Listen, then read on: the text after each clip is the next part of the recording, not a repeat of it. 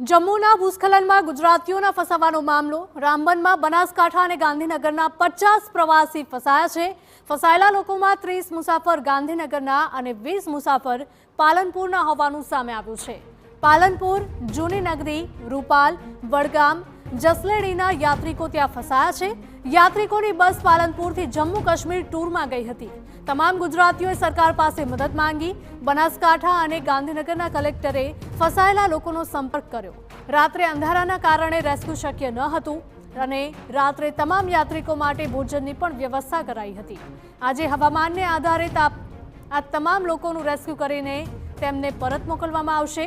જમ્મુ કાશ્મીરમાં યાત્રિકોની બસ ફસાવાના મામલે પાલનપુર ધારાસભ્ય અનિકેત ઠાકરની પ્રતિક્રિયા સામે આવી।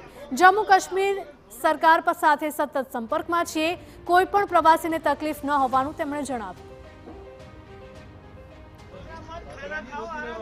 આખી જ ઘટનાના સમાચાર ગઈકાલ સાંજે 7:15 વાગ્યાના મળ્યા હતા। ત્યાર પછી તરત જ વહીવટીતંત્ર અને આદરણીય ભૂપેન્દ્રભાઈ પટેલ, હર્ષ સંઘવી સાથેના સંપર્ક રહી અને જમ્મુ કાશ્મીરના વહીવટીતંત્ર સાથે સંકલન કરી આપણા યાત્રીઓની સુરક્ષા એમની નિશ્ચિત કરી હતી અને તેમની યોગ્ય વ્યવસ્થા થાય તે માટે અત્યારે પણ આપણું વહીવટીતંત્ર સતત જમ્મુ કાશ્મીરના વહીવટીતંત્ર સાથે સંકલનમાં છે।